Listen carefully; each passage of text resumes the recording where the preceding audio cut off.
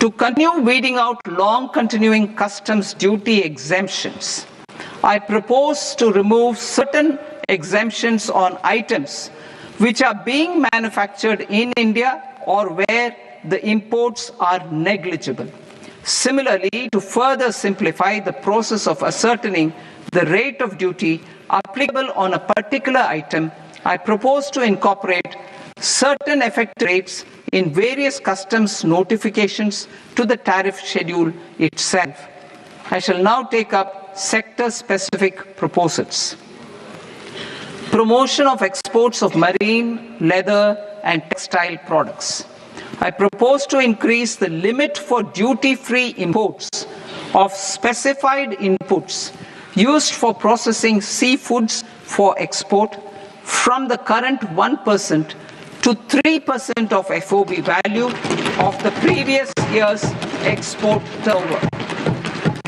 I also propose to allow duty-free imports of specified inputs, which is currently available for exports of leather or synthetic footwear, to exports of shoe uppers as well.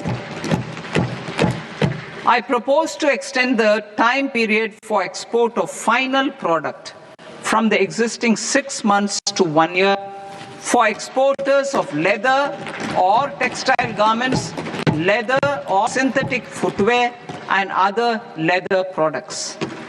Energy transition and security. I propose to extend the basic customs duty exemption given to capital goods used for manufacturing lithium-ion cells for batteries to those used for manufacturing lithium-ion cells for battery energy storage systems also.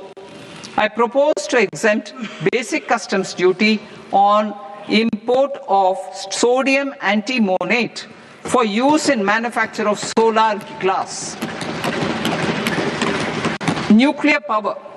I propose to extend the existing basic customs duty exemption on imports of goods required for nuclear power projects till the year 2035 and expand it for all nuclear plants irrespective of their capacity. Critical minerals. It is proposed to provide basic customs duty exemption the import of capital goods required for the processing of critical minerals in India. Biogas blended CNG. I propose to exclude the entire value of biogas while calculating the central excise duty payable on biogas blended CNG. Civil and aviation. I propose to exempt basic customs duty on components and parts required for the manufacture of civilian training and other aircrafts. It is proposed to exempt basic customs duty on raw materials imported for manufacture of parts of aircraft to be used in maintenance, repair, or overall requirements by units in the defense sector. Electronics. To deepen value addition in the consumer electronics sector, I propose to exempt basic customs duty on specified parts used in the manufacture of microwave ovens. Special economic zone. To address the concerns arising about utilization of capacity by manufacturing units in the special economic zones due to global trade disruptions, I propose as a special one-time measure to facilitate sales by eligible manufacturing units in SEZs to the domestic tariff area at concessional rates of duty. The quantity of such sales will be limited to a prescribed proportion of their exports. Necessary regulatory changes will be undertaken to operationalize the measures while ensuring level playing field for the units working in the DTA. Ease of living. To rationalize the customs duty structure for goods imported for personal use, I propose to reduce the tariff rate on all dutiable goods imported for personal use from 20% to 10%. To provide relief to patients, particularly those suffering from cancer, I propose to exempt basic customs duty on 17 drugs or medicines. I propose also to add 7 more rare diseases for the purposes of exempting import duties on personal imports of drugs, medicines, and food for special medical purposes used in their treatment. Customs process. India's role and share in the global trade is poised for a major leap in line with our ambition and journey towards Vikasit Bharat.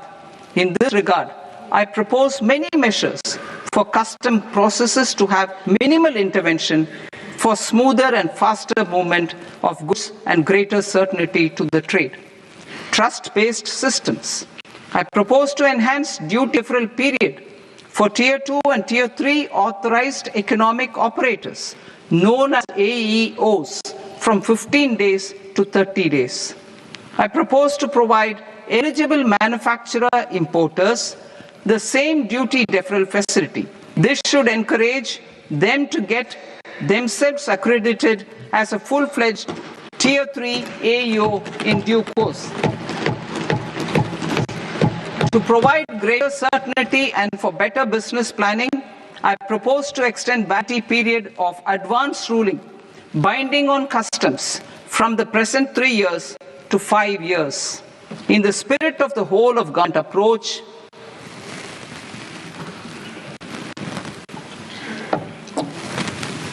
government agencies will be encouraged to leverage AEO accreditation for preferential treatment in clearing their cargo.